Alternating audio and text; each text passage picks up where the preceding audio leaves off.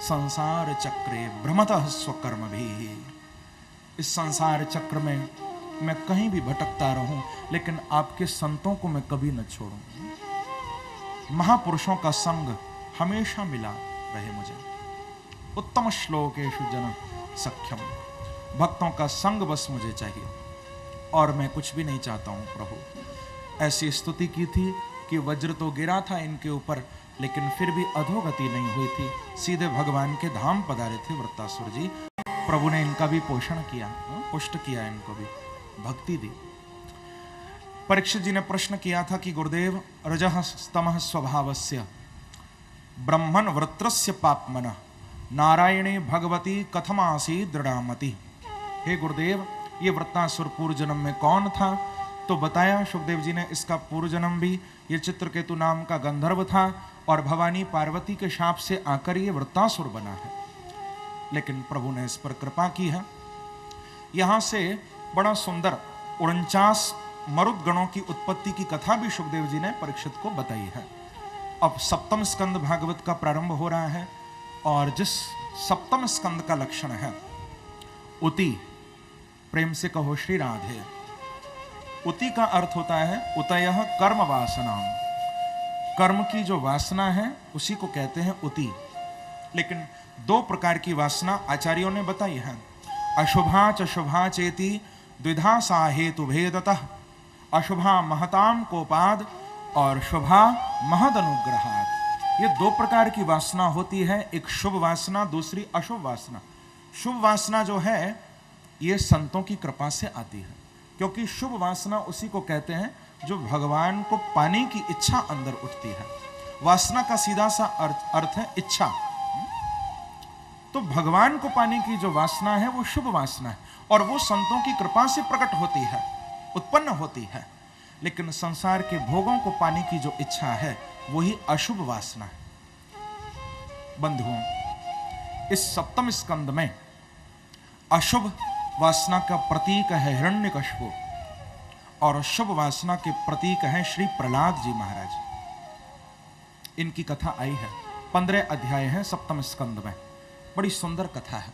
पहले तो प्रश्न किया था कि समः प्रियः सुहृद ब्रह्मन् भूतानां भगवान स्वयं इंद्रियस्यार्थे कथम दैत्या नवधि दुषमो यथा। परीक्षित ने प्रश्न किया था कि गुरुदेव, भगवान देवताओं पर कृपा करते हैं, दैत्यों को मारते हैं, ये बात तो मुझे समझ नहीं आती। सुखदेव जी ने कहा कि राजन, भगवान तो सब पर कृपा ही करते हैं, उनको मारना तो आता ही नहीं है, उनको तो बस तारना आता है। ये तो हमारे अपने अनुभव की बात है। भगवान तो सब पर कृपा कर रहे हैं, उनकी कृपा का अनुभव तो करो। राजन, मैं आपको प्रसंग सुनाता हूं कि भगवान ने दैत्य पर भी कृपा की है, क्योंकि प्रहलाद जी ने दैत्य कुल में जन्म लिया था। प्रेम से कहो श्री राधे। अरे, हिरण्यकश्यप के उस दैत्य के ही तो बेटे थे प्रहलाद जी। हिरण्यकश्यप ने तो ब्रह्मा जी की बहुत आराधना की थी। ऊर्ध्वबाहो नभो दृष्टि, मंदराचल पर्वत पर जाकर 10,000 वर्षों तक ब्रह्मा जी का तप किया था हिरण्यकश्यप ने। किस लिए? केवल इसलिए कि मैं न मरूं। यही तो वरदान मांगे थे ब्रह्मा जी से। जब ब्रह्मा जी आए थे, कहा था उत्तिष्ठोत्तिष्ठ भद्रम ते तपः सिद्धोसि काश्यप। हे कश्यप के पुत्र हिरण्यकश्यप, उठो, तुम्हारा तप पूर्ण हो गया, मांगो क्या चाहिए। तो यही तो मांगा था, न दिन में मरूं, न रात में मरूं, न भूमि में मरूं, न आकाश में मरूं, कहीं भी न मरूं। बहुत लंबे चौड़े वरदान मांगे थे। लेकिन बंधुओं, मरना तो सबको पड़ेगा ना। कौन बचा है, कौन बच पाएगा, सबको ही जाना है। 2 दिन का खेल है सारा। अरे, जब हुए तुम घर में पैदा तो थी खुशी बस एक दिन। जब हुए तुम घर में पैदा तो थी खुशी बस एक दिन। जब मरोगे घर में तुम तो सब रोएंगे भी बस एक दिन। एक दिन से ज्यादा नहीं। जब मरोगे घर में तुम तो सब रोएंगे बस एक दिन। और याद रखना, शादी के सेहरे से जो चेहरा सजा था जोश में, शादी के सेहरे से जो चेहरा सजा था जोश में, कफन का टुकड़ा उसी चेहरे पे होगा एक दिन। और इतना ही नहीं, आज जो तेरे हजारों दोस्त जा देने को हैं, आज जो तेरे हजारों दोस्त जा देने को हैं, आग में तुझको वही सब जलाएंगे एक दिन। आज तो तेरे साथ खड़े हैं, लेकिन आग में भी वही जलाएंगे। अरे तेरी तो औकात क्या, तू है ही क्या? कब्र से एक बादशाह की आ रही आवाज है। हम तो कुछ भी नहीं है, बड़े बड़े बादशाह चले गए। कब्र से एक बादशाह की आ रही आवाज है कि मेरी शोहरत का भी डंका बज रहा था एक दिन। कभी मैं भी राजा था, मेरी शोहरत का भी डंका बज रहा था एक दिन। इसीलिए भैया याद रखना, चांद सूरज क्या सितारे, क्या जमी क्या आसमां, चांद सूरज क्या सितारे, क्या जमी क्या आसमां, एक खुदा ही बस बचेगा, सब मरेंगे एक दिन। सबको मरना पड़ेगा, बस एक मेरे परमात्मा ही बचेंगे, वो ही थे पहले भी, बाकी सब मरेंगे एक दिन। तो हिरण्यकश्यपु अमर होना चाहता है, लेकिन ब्रह्मा जी बोले कि हमारा काम तो वरदान देने का है, अब भगवान जाने इसको कैसे भी मारे। ब्रह्मा जी ने वरदान भी दे दिया था, हिरण्यकश्यपु को वरदान प्राप्त हो गया, एक छत्र शासन हो गया था।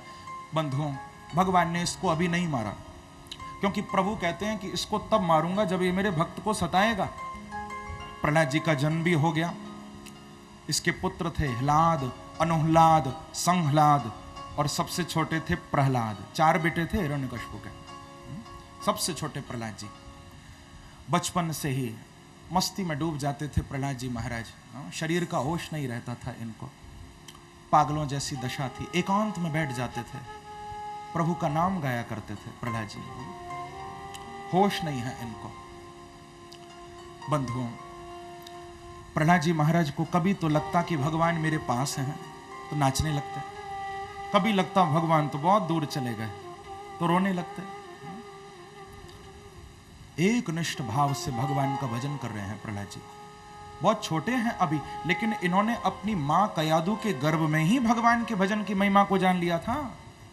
जब छोटे थे प्रहलाद जी अपनी मां की कोख में, तो नारद जी इनकी मां को भगवान की कथाएं सुनाया करते थे, और मां के पेट में ही भजन की महिमा जान ली प्रहलाद जी ने।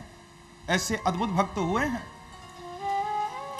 पेट में ही भजन के संस्कार अंदर पड़ गए। तो पैदा होने के बाद भी वही संस्कार हैं प्रहलाद जी के, एक निष्ठ भाव से। यहां भागवत में सुखदेव जी ने कहा है कि कभी रोते हैं, कभी हंसते हैं, कभी गाते हैं, कभी पागलों की तरह नाचते हैं प्रहलाद जी। ऐसी अद्भुत लीला कर रहे हैं। कयादु देखती हैं, हिरण्यकश्यपु देखते हैं, बड़ा आश्चर्य होता है कि हम जैसे दैत्यों के यहाँ ये बालक कैसे आ गया। कभी नाचता है, गाता है, कूदता है। पढ़ने के लिए भी भेजा था, श्री प्रहलाद जी महाराज को गुरुकुल में पढ़ने के लिए भेजा गया। जब गुरुकुल से पढ़कर श्री प्रहलाद जी महाराज लौटे थे, तो पिता ने पूछा था कि बेटा तू गुरुकुल से क्या पढ़ के आया है, क्या शिक्षा लेकर तू गुरुकुल से आया है, क्या पढ़ के आया है? तो प्रहलाद जी महाराज तो पहले ही सब कुछ पढ़ चुके थे ना, सब कुछ पहले ही सीख चुके हैं, अब कौन पढ़ाएगा उनको? कि पोथी पोथी पढ़मुआ पंडित भयान को, ढाई आखर प्रेम को पढ़े सो पंडित। जिसने प्रेम पढ़ लिया उसको फिर कुछ पढ़ने की जरूरत नहीं है बंधु। जिसने प्रेम सीख लिया अब उसको कौन पढ़ा सकता है? तो प्रहलाद जी महाराज कहते हैं कि तत्साधु मन्ये सुरवर्य देहिना सदा समुद्विग्न धियाम सद्ग्रहा हित्वात्मपातं ग्रहमन्दकूपं वनं गतो यद हरिमाश्रयेत। बहुत अच्छी बात कह रहे हैं।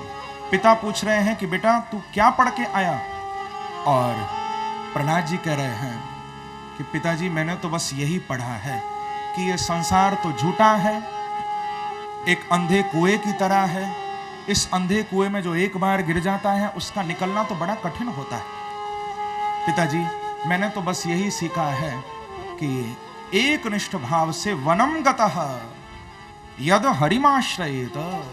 मैंने तो बस यही सीखा है कि व्यक्ति वनम गतः, वन में चला जाए। वनम गतः अर्थात वृंदावनम गतः, हरिमाश्रयेत, हरिम श्री कृष्णम वृंदावन चंद्रम आश्रयेत। मैंने तो बस यही सीखा है कि जाकर प्रभु के चरणों में ये जीव उनका आश्रय ले ले, बस कल्याण हो जाएगा। हिरण्यकश्यपु ने जो विष्णु का नाम सुना, क्रोध का ठिकाना नहीं रहा हिरण्यकश्यपु का, बहुत क्रोध में भर गया। और इतना क्रोध आया, इतना क्रोध आया कि संडामर्क जो कि प्रहलाद जी के अध्यापक हैं, गुरु हैं, उनको भी खूब डांटा। कहा कि ले जाओ इसको, फिर से पढ़ा कर लाओ, अब की बार ये मेरे बैरी विष्णु का नाम न लेने पाए। फिर लेकर गए प्रहलाद जी को, फिर पढ़कर आए, फिर वही प्रश्न किया कि अब की बार तू क्या पढ़ के आया। तो फिर प्रहलाद जी महाराज वही बात कह रहे हैं, अब की बार तो नवदा भक्ति का वर्णन कर रहे हैं कि श्रवणम कीर्तनम विष्णु स्मरणम पाद सेवनम अर्चनम वंदनम दास्यम सक्षमात्म निवेदनम। आहा, 9 प्रकार के मार्ग हम सबके सामने प्रहलाद जी ने रख दिए हैं। इनमें से किसी भी रास्ते को आप पकड़ लो, आप भगवान तक पहुंच जाओगे। ये 9 रास्ते रख दिए हैं, श्रवणम कीर्तनम स्मरणम पाद सेवनम अर्चनम वंदनम दास्यम आत्मनिवेदनम। 9 रास्ते हम सबके सामने, जहां तुम्हारा मन लगे। इन नवधा भक्ति को साधन भक्ति भी कहा जाता है। ये 9 साधन हैं प्रभु से जुड़ने के। किसी को भी आप पकड़ लो, सुनने में मन लगे श्रवण को पकड़ लो, गाने में मन लगे कीर्तन को पकड़ लो, प्रभु की सेवा में मन लगे सेवा करो प्रभु की। भगवान के चरणों में सख्य भाव हो तो सख्यम, प्रभु को अपना सखा मानो, भजो। और कुछ नहीं कर सकते तो बस आत्मनिवेदनम, अपने आप को समर्पित तो कर दो कि प्रभु मैं आपका हूं, मैं तुम्हारा हूं। प्रभु प्रेम से कहो श्री राधे। भगवान को इतना तो कह दो, प्रभु मैं बस आपका हूं, मैं और किसी का नहीं हो सकता, मैं केवल तुम्हारा हूं। एक बार जो भगवान को कह देता है कि मैं तुम्हारा हूं, तो तुम चाहे दिल से बोल रहे हो या ना बोल रहे हो, लेकिन कहते ही तुम्हारे कि प्रभु मैं तुम्हारा हूं, भगवान उसी दिन तुमको अपना मान लेते हैं।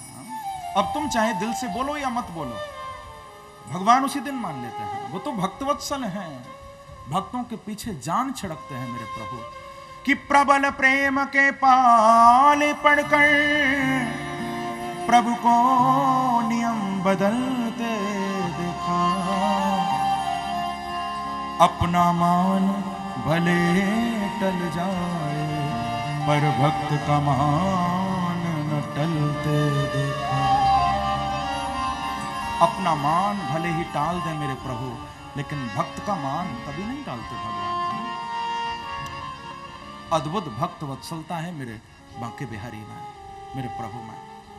प्रहलाद जी ने तो फिर वही नवधा भक्ति का वर्णन किया। हिरण्यकश्यप फिर गुस्सा होने लगा, क्रोध करने लगा, बार बार कहने लगा कि तू भगवान का, हरि का, विष्णु का नाम लेना छोड़ क्यों नहीं देता? अरे प्रहलाद छोड़ दे, क्यों लेता है नाम?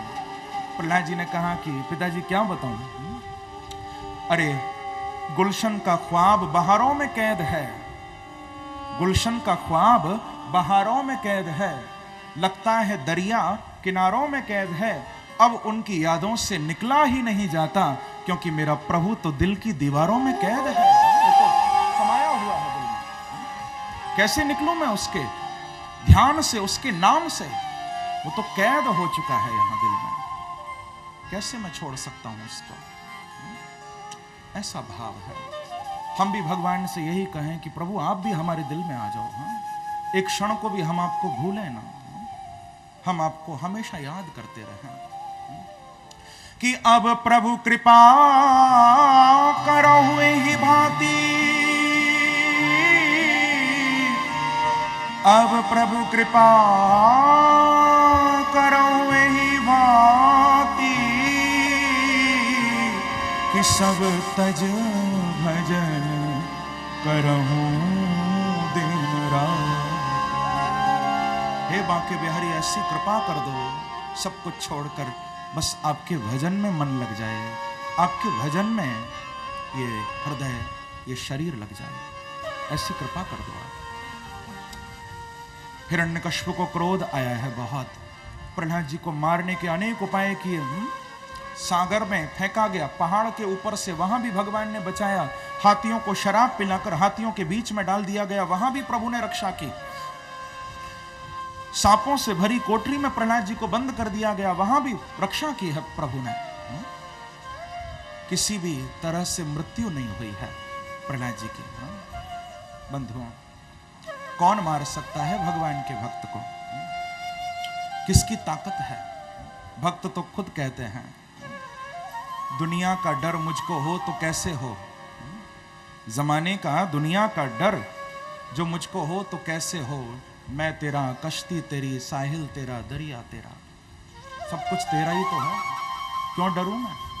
हर रूप में तू ही तो है, कहां नहीं है तू? प्रहलाद जी की तो बड़ी अद्भुत दृष्टि है। प्रहलाद की अद्भुत दृष्टि से ही भगवान खंभ से निकले हैं, क्योंकि उनको हर जगह दिखाई देते हैं। जिसको हर जगह दिखते हैं उसके लिए ही भगवान कहीं से भी प्रकट होते हैं, सबके लिए नहीं आते हैं प्रभु। जो उनको देखता है हर जगह उसके लिए ही भगवान आते हैं। बहुत उपाय कर लिए लेकिन नहीं मृत्यु हुई, तो फिर गुरुकुल भेज दिया है प्रहलाद जी को। लेकिन प्रहलाद जी तो गुरुकुल में भी जब पहुंचे तो गुरुकुल को भी श्री प्रहलाद जी ने वृंदावन ही बना डाला। प्रेम से कहो श्री राधे। भक्त जहां जाएगा वहां भक्ति ही फैलाएगा। जैसे दुष्ट जहां जाता है दुष्टता फैलाता है, भक्त जहां जाता है वृंदावन बनाता है, बांके बिहारी को लाता है। तो श्री प्रहलाद जी महाराज गुरुकुल में हैं और क्या मस्ती में डूबे हुए हैं। उनको गुरुकुल गुरुकुल नहीं लगता, उनको तो वृंदावन नजर आ रहा है। आइए, बड़ा सुंदर ये भाव है। प्रहलाद जी के साथ मिलकर हम बड़े प्रेम से, बड़े भाव से गाएंगे। आज हमारे बीच में बालकृष्ण भी आएंगे ना, तो पहले मस्ती से गाएंगे, फिर प्रभु भी जल्दी पधारेंगे।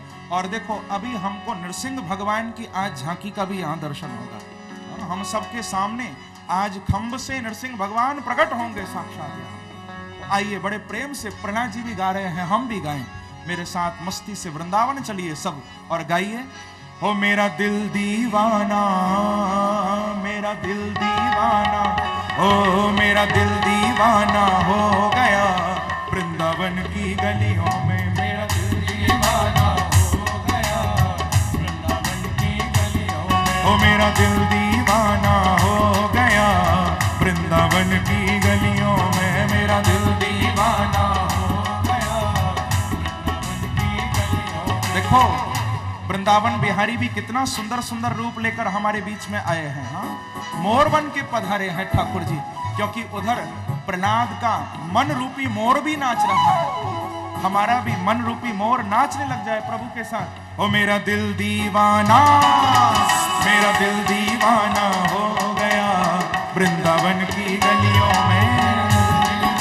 गाइए, ओ वृंदावन की गलियों में, बरसाने की गलियों में,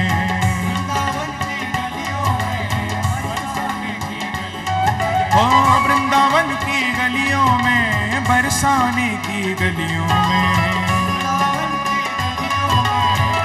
लेकिन क्या करें, जो होना था सो, जो होना था सो हो गया वृंदावन की गलियों में। जो होना था सो हो गया वृंदावन की गलियों में। ओ मेरा दिल दीवाना हो गया वृंदावन की गलियों में। दीवाना हो गया वृंदावन की गलियों। देखो, आप सब रायपुर के भक्त मेरे बांके बिहारी के लिए दीवाने बने हो या नहीं बने हो? केवल रायपुर ही नहीं, मुझे तो लगता है पूरा छत्तीसगढ़ ही दीवाना हो गया है। सारे दीवाने हो चुके हैं, क्योंकि बांके बिहारी तो अब बार बार छत्तीसगढ़ आते हैं ना। कभी खरसिया आते हैं, कभी रायपुर आते हैं, कभी कहीं आते हैं, कभी कहीं। तो मुझे ये कहने में भी कोई संकोच नहीं हो रहा कि अब ये केवल छत्तीसगढ़ नहीं रहा, अब तो ये बांके बिहारी और राधा रानी का गढ़ बन गया। मेरा दिल दीवाना, मेरा दिल दीवाना हो गया वृंदावन की गलियों में।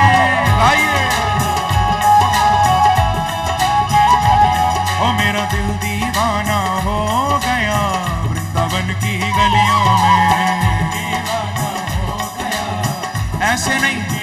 हाथ उठाकर ताली की सेवा करते हुए प्रेम से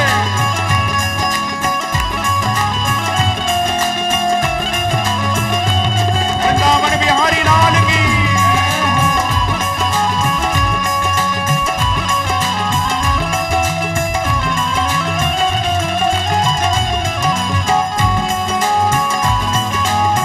एक बार कहिए श्री राधे।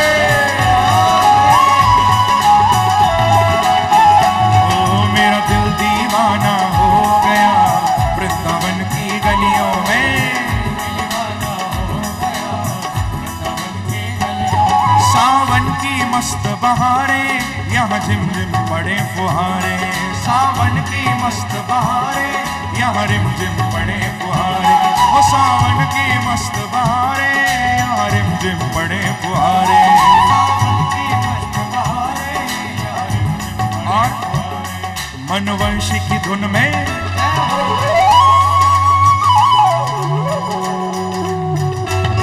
मनवंशी की धुन में मनवंशी की धुन में खो गया वृंदावन की गलियों में। गाइए प्रेम से। ओ मेरा दिल दीवाना हो गया वृंदावन की गलियों में। गाइए।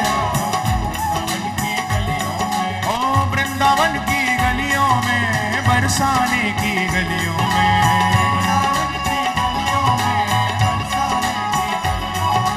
वृंदावन की गलियों में, बरसाने की गलियों में।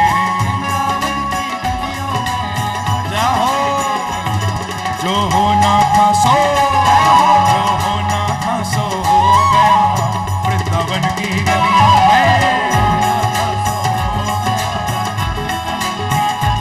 ओ मेरा दिल दीवाना हो गया वृंदावन की गलियों में। पीछे वाले भी दोनों हाथ से ताली बजाते हुए प्रेम से।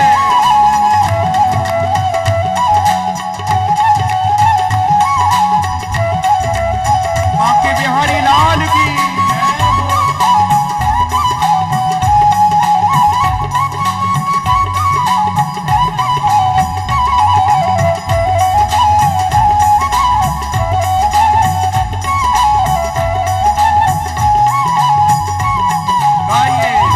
मेरा दिल दीवाना हो गया वृंदावन की गलियों में।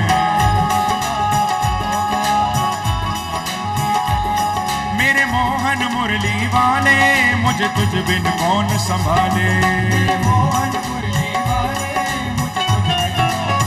ओ मेरे मोहन मुरली वाले मुझे तुझ बिन कौन संभाले। ओ मेरे मोहन मुरली वाले मुझे तुझ बिन कौन संभाले। लेकिन मेरा चित्त चुरा के, मेरा चित्त चुरा के वो गया वृंदावन की गलियों में। जाओ ओ मेरा चित्त चुरा के वो गया वृंदावन की गलियों में।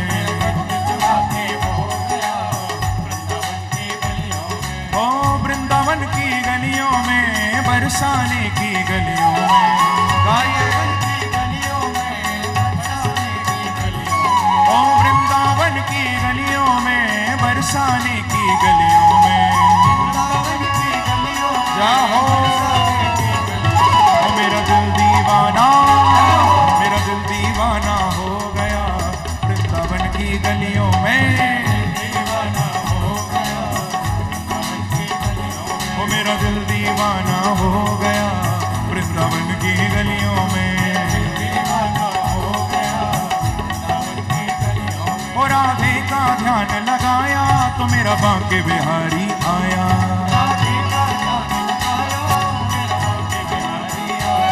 ऐसे नहीं, जरा झूम कर मस्ती से गाइए। जय राधे राधे, जय राधे राधे, जय राधे राधे, जय राधे राधे। गाइए।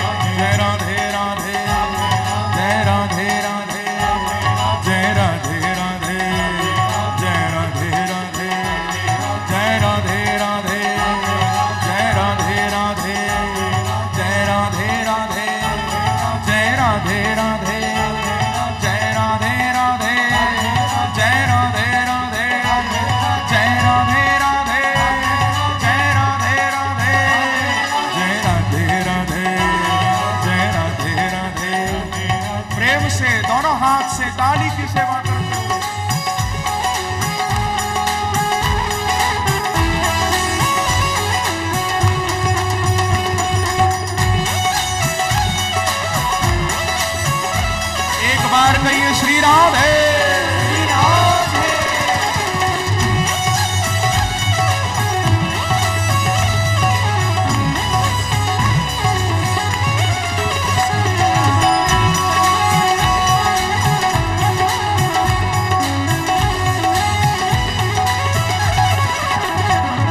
राधे का ध्यान लगाया तो मेरा बांके बिहारी आया।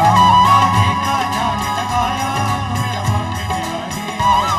राधे का ध्यान लगाया मेरा बांके बिहारी आया। राधे का ध्यान लगाया मेरा बांके बिहारी आया। राधे संग दर्शन, राधा संग दर्शन हो गया वृंदावन की गलियों में। गाइए प्रेम से। राधा संग दर्शन हो गया वृंदावन की गलियों में।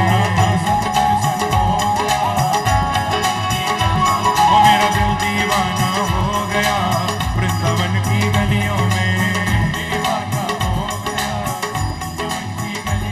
ओ वृंदावन की गलियों में, बरसाने की गलियों में। ओ वृंदावन की गलियों में, बरसाने की गलियों में। आइए प्रेम से। ओ मेरा दिल दीवाना, मेरा दिल दीवाना हो गया वृंदावन की गलियों में। मेरा दिल दीवाना हो गया वृंदावन की गलियों में। जो होना था सो, जो होना था सो हो गया वृंदावन की गलियों में। गाइए मस्ती से। मेरा दिल दीवाना हो गया वृंदावन की गलियों में। वो जो होना था सो हो गया वृंदावन की गलियों में। ओ मेरा दिल दीवाना हो गया वृंदावन की गलियों में। अच्छा सच बताओ, आप लोग दीवाने हो चुके हो या नहीं? हो चुके हो ना सब? लेकिन कच्चे दीवाने मत बनना, हाँ, थोड़ी देर वाले नहीं। क्योंकि थोड़ी देर वालों बनोगे तो कोई फायदा नहीं है। यहां दीवाने बने, बाहर जाके नहीं रहे, फिर क्या बात? ये तो कोई अच्छी बात नहीं है। यहां यदि बनो तो फिर ऐसा दीवाना बन के जाना कि जिंदगी भर के लिए, सारी उम्र भर के लिए दीवाने ही बने रहना। हाँ? कच्चे दीवाने नहीं, पक्के दीवाने बन के जाना, एकदम पक्के। क्योंकि दिलबर को देखना है तो दिलदार बने रहना। उस दिलबर को, बांके बिहारी को यदि देखना है, दिलबर को देखना है तो दिलदार बने रहना। दिलबर को देखना है तो दिलदार बने रहना। हर जख्म सहने के लिए तैयार बने रहना। क्योंकि दुनिया कहेगी पागल, दीवाना कहेगी तुमको, पर पागल बने हो तो लगातार बने रहना।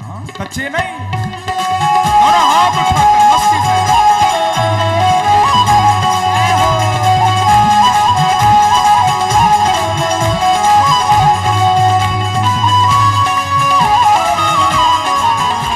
बांके बिहारी लाल की, श्री राधा रानी की।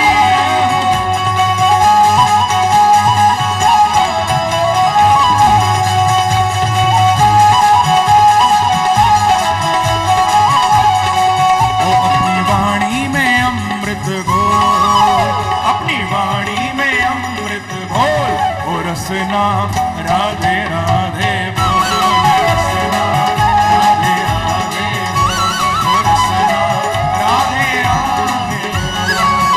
ये बोल बड़े अनमोल, ये बोल बड़े अनमोल। ओ रसना राधे राधे बोल, रसना राधे राधे बोल, रसना राधे राधे बोल। गाइए जय राधे राधे, जय राधे राधे, जय राधे राधे, जय राधे राधे, जय राधे राधे, जय राधे राधे,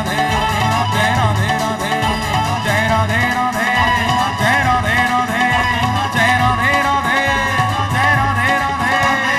वृंदावन में, ओ वृंदावन में, आप सब कहिए राधे राधे। हाँ, वृंदावन में, ओ वृंदावन में, यमुना तट पे, ओ यमुना तट पे, ओ वंशी वट पे, ओ वंशी वट पे, दान गली में, ओ दान गली में, ओ मान गली में, ओ मान गली में, ओ कुंज गली में,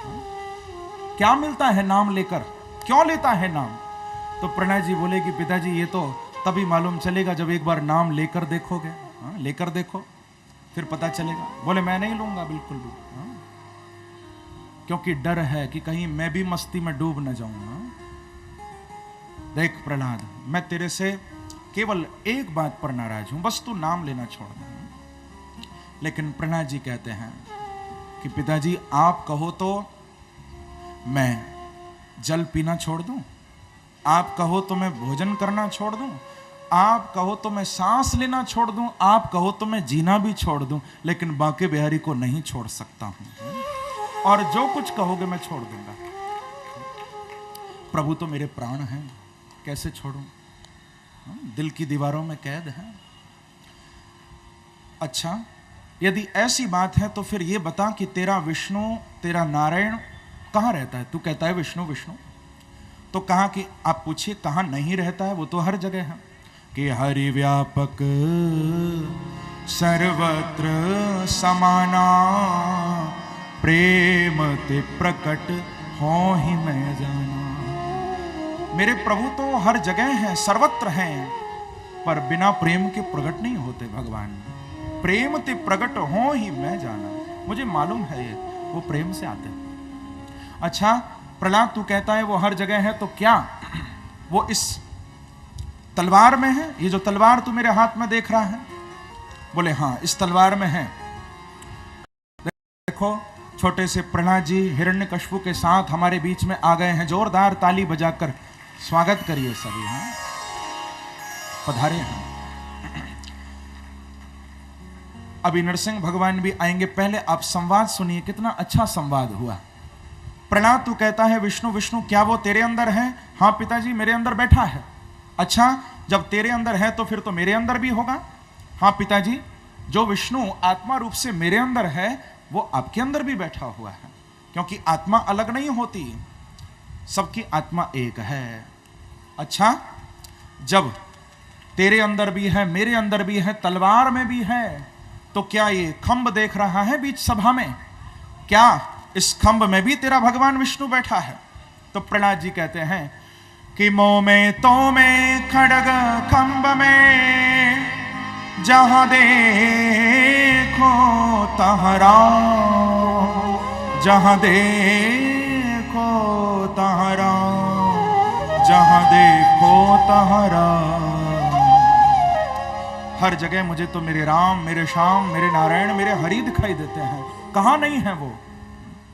अच्छा प्रहलाद, यदि तेरा विष्णु इस खंभ में बैठा है तो फिर आज यहां से प्रकट होना चाहिए। ऐसा कहकर हिरण्यकश्यप दौड़ पड़ा और एक मुष्टिक का वार उस खंभ के मध्य में किया है। झट उस खंभ के दो टुकड़े हो गए हैं बंधुओं। नृसिंह भगवान अंदर से आज साक्षात हिरण्यकश्यप के सामने, जिनका शरीर तो मानवों के जैसा लेकिन मुख जिनका शेर के जैसा, ऐसे नृसिंह भगवान साक्षात प्रकट हो गए हैं।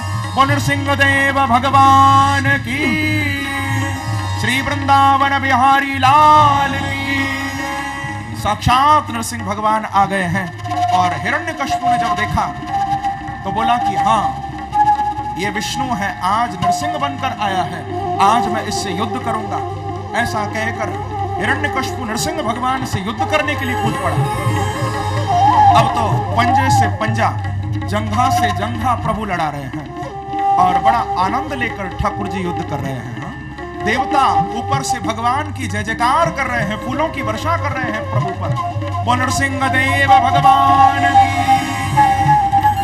युद्ध लड़ते लड़ते भगवान ने हिरण्यकश्यप को पकड़ लिया और हिरण्यकश्यप को पकड़कर प्रभु लेकर उस राजसभा की देहरी पर आकर मेरे ठाकुर, मेरे प्रभु बैठ गए हैं। देहरी पर बैठे हैं और हिरण्यकश्यप को गोदी में लिटा लिया है और याद करा रहे हैं कि देख हिरण्यकश्यप, ऐसे नहीं मारूंगा, पहले कुछ पूछूंगा तेरे से, क्योंकि ऐसे ही मार दूंगा तो तू कहेगा इंसाफ नहीं हुआ। देख, तूने ब्रह्मा से वरदान मांगा था कि न मैं दिन में मरूं न रात में मरूं, तो हिरण्यकश्यप इस समय न तो दिन है न रात है, शाम का समय है। तूने कहा था न घर में मरूं न बाहर मरूं, तो न तू घर में है न बाहर है, बीच देहरी पर है। तूने कहा था कि मैं न नर से मरूं न पशु से मरूं, तो न मैं नर हूं न पशु हूं, मेरा तो नृसिंह रूप है। तूने कहा था कि न मैं भूमि में मरूं न आकाश में मरूं, तो न तू भूमि में है न आकाश में है, तू तो मेरी गोद में पड़ा हुआ है। और तूने ये भी कहा था कि ब्रह्मा की सृष्टि से पैदा होने वाले किसी जीव से न मरूं, तो मैं ब्रह्मा की सृष्टि से भी पैदा नहीं हुआ हूं, मैं तो स्वयं ब्रह्मा जैसे न जाने कितनों की सृष्टि बना देता हूं। और तूने ये भी मांगा था कि 12 महीनों में मेरी मृत्यु न हो, तो ले तुझे मारने के लिए मैंने 13वां महीना भी बना दिया, जिसे कहते हैं अधिक मास, पुरुषोत्तम मास। कर्तुम अकर्तुम अन्यथा कर्तुम सर्व समर्था, सब कुछ करने में श्रेष्ठ है ठाकुर जी, क्या नहीं कर सकते। 13वां महीना भी बना दिया, अधिक मास। और देख हिरण्यकशिपु, तूने ये भी वरदान मांगा था कि न मैं अस्त्र से मरूं न शस्त्र से, तो अब मैं तुझे न अस्त्र से मारूंगा न शस्त्र से मारूंगा। इतना कहकर नरसिंह भगवान ने नख प्रकट कर लिए और नखों से हिरण्यकशिपु की छाती प्रभु ने चीर डाली है। आते निकालकर अपने गले में माला के रूप में धारण कर ली है। देवताओं ने ताली बजा बजा कर पुष्पों की वर्षा करके भगवान का स्वागत किया है। बोल नरसिंह देव भगवान की, श्री वृंदावन बिहारी लाल की जय, जय श्री राम। एक बार इतनी सुंदर झांकी हमारे सामने प्रकट हुई है, जोरदार ताली बजाकर प्रभु का स्वागत हम करें। नरसिंह भगवान प्रकट हुए हैं और हिरण्यकशिपु को मारने के बाद नरसिंह भगवान अब सिंहासन पर चढ़ गए थे।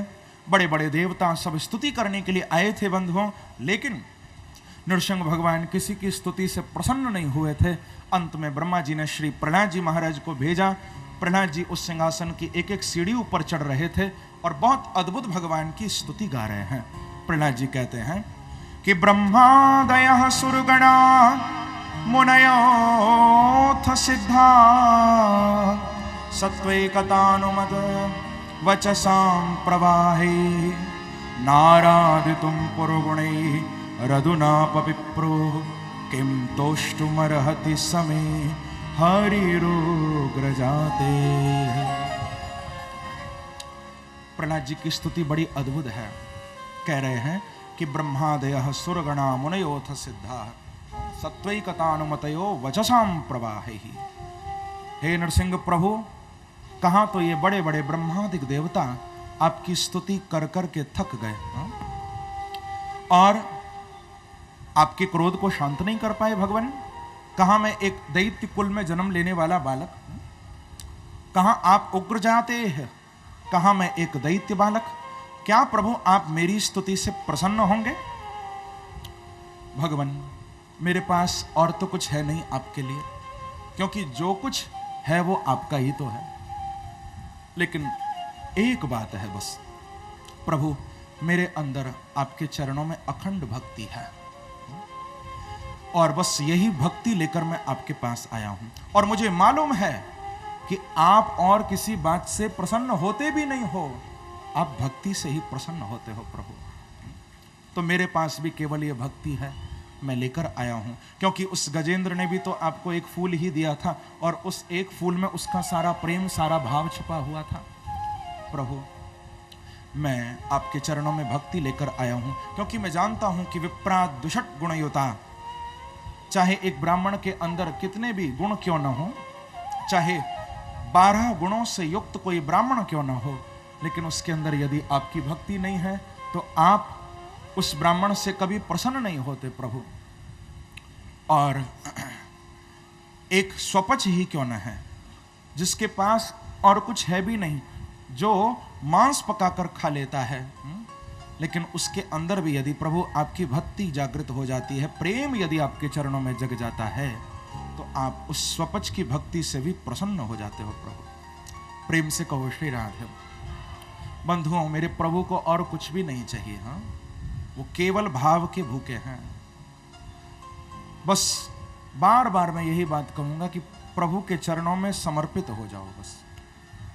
प्रहलाद जी को तो कितना कष्ट मिले थे, लेकिन फिर भी हर कष्ट से भगवान ने उनको बचाया था। क्यों? क्योंकि प्रहलाद जी ने अपने जीवन की गाड़ी भगवान को सौंप दी थी कि प्रभु अब इस गाड़ी को जहां चाहो वहां आप ले जाओ। सीधा चलाओ, उल्टा चलाओ, टेढ़ा चलाओ, मेढ़ा चलाओ, कैसा जैसा चाहो आप चलाओ। ये गाड़ी जीवन रूपी मैंने आपके चरणों में छोड़ दी है प्रभु। तो भगवान ने अनेक दुखों से, अनेक संकटों से रक्षा की प्रहलाद जी की। लेकिन हम लोग अपने जीवन की गाड़ी भगवान के चरणों में पूर्ण रूपेण नहीं छोड़ पाते। ऊपर ऊपर से तो कह देते हैं, फिर मुझे मीराबाई याद आ रही हैं कि मेरे तो गिरधर गोपाल दूसरो ना कोई। ये कहने वाले तो बहुत मिल जाएंगे कि मेरे तो गिरधर गोपाल, पर आगे की लाइन तो बस मीरा दीदी ही बोल सकती हैं कि दूसरो न कोई। हम ये तो कहते हैं कि हाँ भगवान हमारे हैं, लेकिन बच्चे भी तो हमारे हैं, दुकान भी तो मेरी है, परिवार भी तो मेरा है। ये नहीं कहते कि दूसरो न कोई। ये तो कोई कोई भक्त ही मीरा जैसे बोल सकते हैं। हम तो न जाने किन किन के ऊपर अपने जीवन की गाड़ी को छोड़ देते हैं। अरे आप ही तो हो हमारे, अरे तुम नहीं करोगे तो कौन करेगा, सब पर छोड़ देते। लेकिन दुनिया पर गाड़ी छोड़ोगे तो एक दिन गाड़ी जरूर टकराएगी तुम्हारी। हाँ, एक्सीडेंट होगा जरूर। दुनिया के भरोसे मत छोड़ना। एक पति और पत्नी सुबह सुबह घूमने जा रहे थे। प्रेम से कहो श्री राधे। एक पति पत्नी घूमने जा रहे थे सुबह सुबह।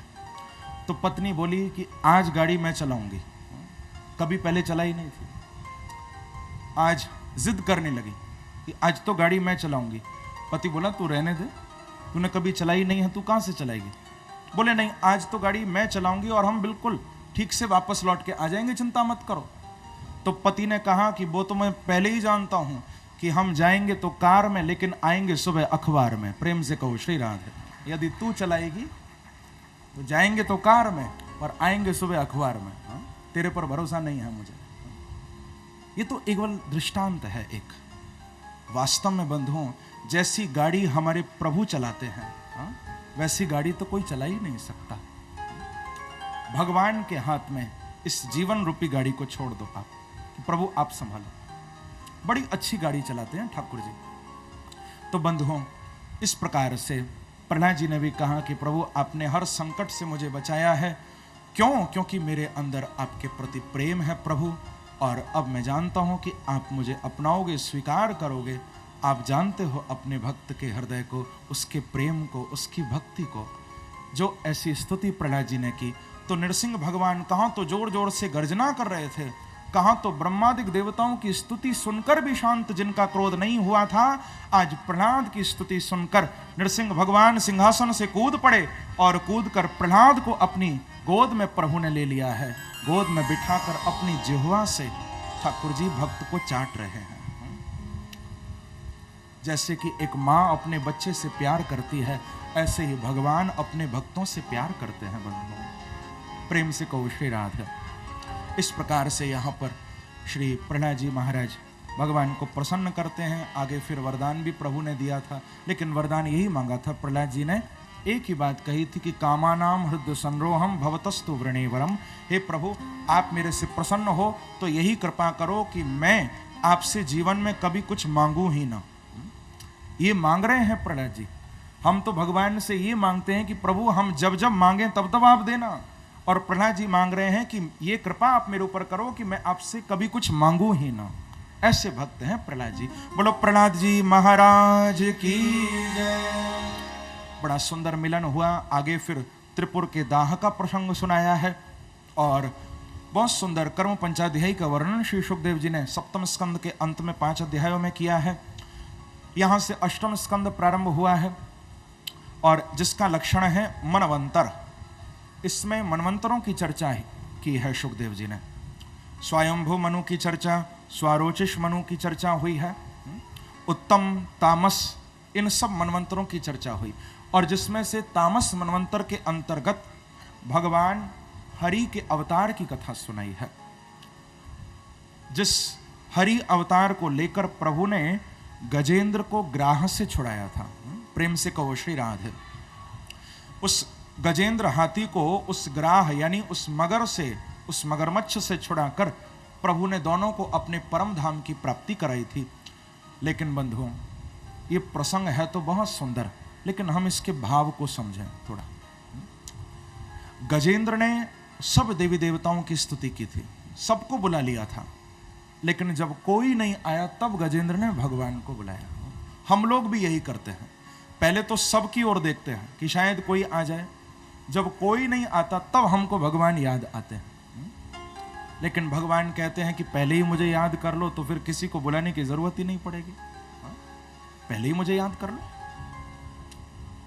लेकिन गजेंद्र ने अंत में प्रभु को पुकारा है भागवत में कि ओम नमो भगवते तस्मै यत् एतच्चिदात्मकं पुरुषायादि बीजाय परेशाया विधीमहि। बहुत सुंदर स्तुति गजेंद्र ने की थी। भगवान नंगे पांव अपने रमा वैकुंठ से ठाकुर जी आए थे, सुदर्शन चक्र से ग्राह का मस्तक धड़ से अलग किया, गजेंद्र की रक्षा प्रभु ने की।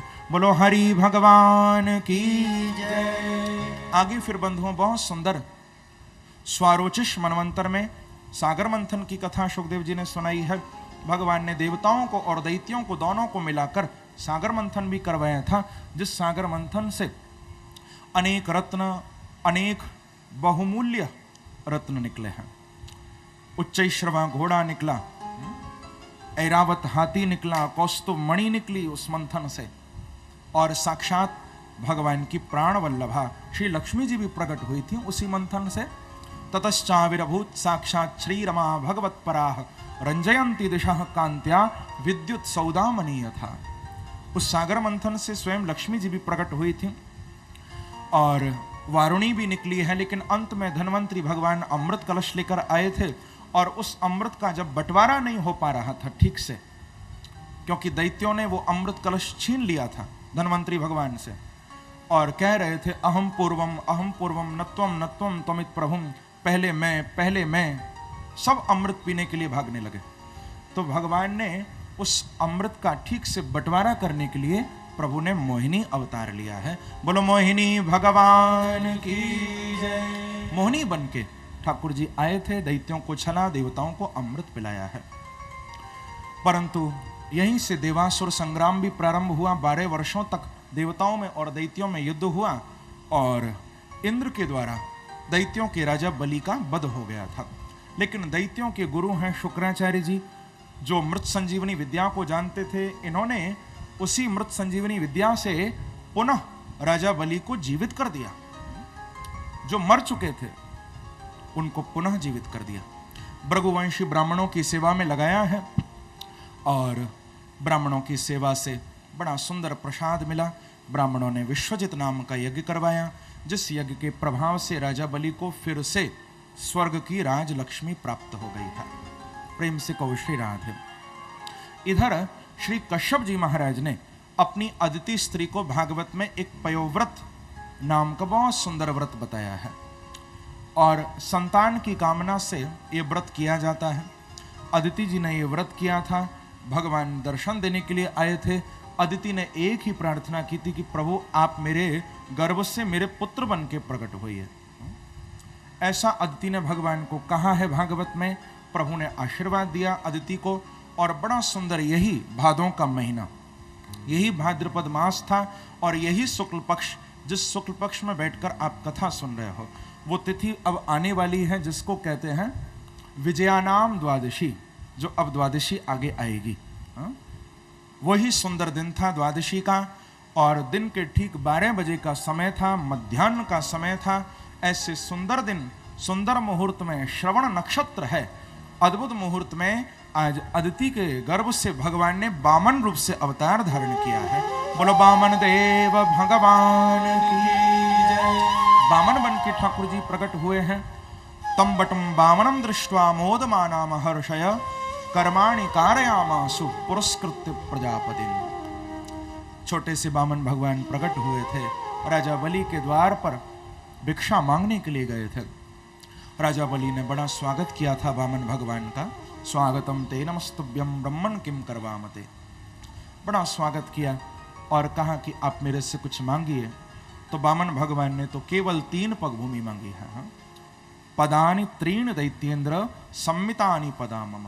यही कहा था कि राजा बलि आप मुझे 3 पग भूमि का दान करिए। तो राजा बलि ने बहुत कहा कि आप कुछ ज्यादा मांगिए, क्योंकि सोच रहे थे कि शायद कोई छोटा सा ब्राह्मण का बेटा है, खाली 3 पग भूमि मांग रहा है।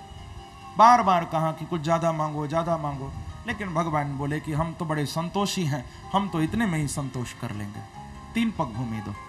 राजा बलि ने अपने गुरुदेव शुक्राचार्य जी को बुलाया और कहा कि देखो गुरुजी, ये एक ब्राह्मण बालक है और बार बार मैं इससे कहता हूं कि मेरे से कुछ मांग ले, लेकिन ये तो बस 3 पग भूमि ही मांगता है, लेकिन मैं इसको ज्यादा देना चाहता हूं। जो शुक्राचार्य जी ने देखा, पहचान गए, पूछा कि राजा बलि ये कौन है? बोले महाराज किसी ब्राह्मण का बेटा लगता है। तो कहा कि राजा बलि ये किसी ब्राह्मण के बेटा नहीं है, कि ऐष वैरोचने साक्षात भगवान विष्णुरव्ययः कश्यपादितेर्जातो देवानां कार्य साधक। कहा कि देखो राजा बलि, ये कोई ब्राह्मण के बेटा नहीं है, इनको केवल बेटा मत समझना राजा बलि, ये जो छोटे से लग रहे हैं ना, ये सबके बाप हैं। प्रेम से कहो श्री राधे। बेटा नहीं है किसी के, साक्षात विष्णु है, नारायण है ये। जानता है तेरे से 3 पग भूमि क्यों मांग रहे हैं? 1 पग में ऊपर के लोग नाप लेंगे, दूसरे पग में नीचे के लोगों को नाप लेंगे, और जब तीसरे पग भूमि नहीं बचेगी तो तुझे नरक में डाल देंगे। तू मना कर दे कि मैं नहीं दूंगा। लेकिन राजा बलि ने कहा कि गुरुजी, जब एक साधारण सा संसार का कोई भिक्षु भीख मांगने, भिक्षा मांगने आता है, तो मेरा तो ये स्वभाव है कि मैं उसको भी नहीं मना करता हूं। लेकिन आज अनंत कोटि ब्रह्मांडों के नायक साक्षात परमात्मा मेरे द्वार पर भिखारी बने खड़े हैं और मेरे से मांग रहे हैं, और मैं ना दूं, ये कैसे हो सकता है? राजा बलि देख, फिर सोच ले, ये तेरे पास एक कौड़ी भी नहीं छोड़ेंगे, ये सब कुछ ले जाएंगे। राजा बलि ने कहा कि गुरुदेव वैसे भी ये सब कुछ ज्यादा दिन तो रहेगा भी नहीं, एक ना एक दिन तो सब कुछ छोड़ना ही है। तो मौत ये सब छीने, इससे अच्छा तो मेरे ठाकुर ही छीन के ले जाएं, मेरे प्रभु ही ले जाएं सब। ये नहीं भी लेके जाएंगे तो मौत तो एक दिन सब कुछ लेकर जाएगी, कुछ भी नहीं छोड़ेगी। राजा बलि ने एक नहीं सुनी शुक्राचार्य जी की, और संकल्प के लिए विंध्यावली जी को आवाज लगाई कि आप आइए, संकल्प करिए, जल लेकर आइए, मैं संकल्प करूंगा, संकल्प करके भगवान को 3 पग भूमि का मैं दान करूंगा। अब जल लेकर विंध्यावली आई है। शुक्राचार्य जी ने देखा कि आज तो भगवान हमारे यजमान को ही लूट कर ले जा रहे हैं, और यजमान लुट गए तो समझो पुरोहित भी लुट गए, फिर कौन यज्ञ कराएगा, कौन पूजा पाठ कराएगा? शुक्राचार्य जी को बड़ा दुख हुआ, तो लघु विद्या से छोटा सा रूप बना के कमंडल के अंदर जाके बैठ गए, और मन में सोचने लगे कि मैं इस कमंडल से जल ही बाहर नहीं जाने दूंगा, यदि जल बाहर नहीं जाएगा तो संकल्प कैसे होगा। बैठ गए अंदर जाके। अब बार बार राजा बलि कमंडल को टेढ़ा करते हैं जल के लिए, लेकिन जल नहीं आता। अब संकल्प कैसे हो? भगवान समझ गए कि अंदर तो शुक्राचार्य बैठे हैं, तो जल कैसे आएगा। ठाकुर जी ने अपने कुशा के आसन से एक तिल्ली तोड़ी और लेकर राजा बलि को दी, और कहा कि देखो राजा बलि, मुझे लगता है कि रास्ते में कुछ फंस गया है, थोड़ा सफाई कर लो। अब राजा बलि ने उस कमंडल की टोटी में वो तिल्ली डाली, तो उस टोटी में शुक्राचार्य जी की एक आंख लगी हुई थी, एक आंख ही गोविंदाय नमो नमः। प्रेम से कहो श्री राम। भैया जो भगवान के काम में विघ्न डालता है, शुक्राचार्य जी की तो एक फूटी थी, लेकिन उसकी तो दोनों ही गोविंदाय नमो नमः। भगवान के काम में कभी विघ्न मत डालना, दूर ही रहना। यदि खुद आप कर सको तो करो, नहीं कर सकते हो तो मत करो, लेकिन दूसरे को तो मत रोको। शुक्राचार्य जी को दंड मिला, बोले कि अब एक आंख तो फूट गई है, एक को तो संभालूं। लेकर एक आंख को कमंडल से निकल कर चले गए। जल आया, संकल्प हुआ है, 3 पग भूमि का संकल्प राजा बलि ने किया। भगवान को यही कहा कि प्रभु मैं तो बस यही चाहता हूं, मेरे संकल्प से, इस भूमि दान से आप प्रसन्न हो जाएं। और भगवान तो प्रसन्न होने ही थे। ठाकुर जी भी संकल्प होते ही इतना प्रसन्न हो गए, इतना प्रसन्न हो गए कि राजा बलि के देखते ही देखते आज वामन भगवान वामन से विराट बन गए हैं। बोलो विराट भगवान की। विशाल रूप धारण कर लिया प्रभु ने, विराट बन गए। एक पग में नीचे के लोगों को नाप लिया, दूसरे पग में ऊपर के लोगों को नाप लिया है। जब तीसरे पग भूमि नहीं बची है तो राजा बलि को कहने लगे कि राजा बलि, हमको तीसरे पग भूमि दो, नहीं तो मैं नरक में डाल दूंगा, नरक में डाल दूंगा।